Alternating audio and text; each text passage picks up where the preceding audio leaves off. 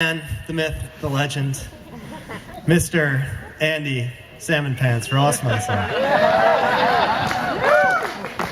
There's a story behind these pants, which maybe we'll tell later. Probably not right now. I too wrote something down. I can get it unfolded here.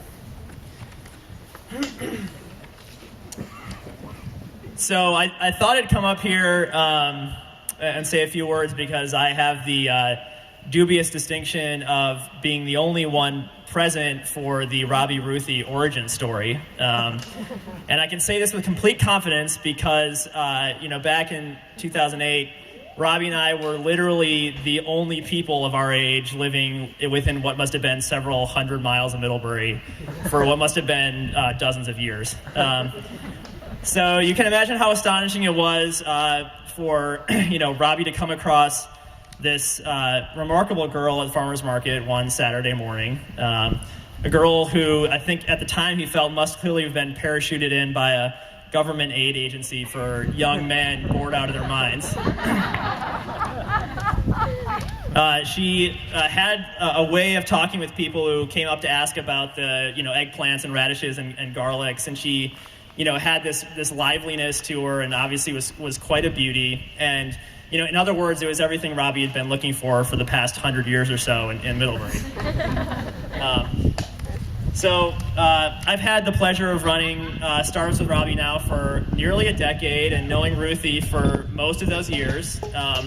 I know that it's common to offer some kind of sympathy to significant others of startup people, and I guess this would be an appropriate time to do that, maybe apologize for stealing Robbie away for so many nights and weekends.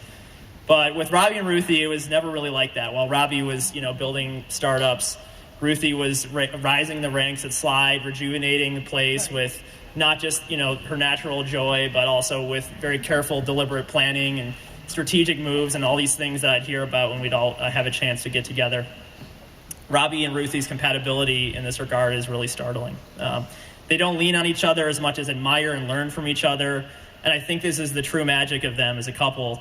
However interesting and exciting their lives get, there's never not enough time to be excited by and to be interested in each other's, and all of ours as well. So I often joke about the dark days in Middlebury, but of course we were never truly alone there due to the lucky fact that Robbie is an Adler. And there's a fundamental geometric law you guys may have not heard of, that you're never more than 750 feet away from an Adler at any point in time. So while the farmer's market love affair was blooming, RJ was baking us bread in Middlebury, Emily was making us intros into the environmental world, Benji was organizing green drinks for the sole purpose of finding me a girlfriend. Johnny was office managing Brighter Planet North. Ted was navigating us around Burlington. Richard sending Wall Street Journal clippings. Anne, I don't even know where to begin with Anne. She second mother, straight talker, meal provider, head straightener. Berkeley and Maisie were providing comic relief. So, what's been really special these last few years is just seeing that circle expand, first with Jay's family and Abby's family, and now with Ruthie and the Cohens.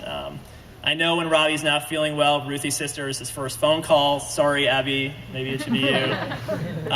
Those of you involved in the quilt will agree that the only thing more terrifyingly efficient than Ann Adler is Ann Adler and Annie Cohen working together. So I'm happy to say that we can actually update our geometric law to state that you're now never farther away than 500 feet from any Adler or Adler family member, which of course means that there's now nowhere left in the contiguous 48 states where on average you cannot hear Johnny talking. So with that, congratulations. Love you guys.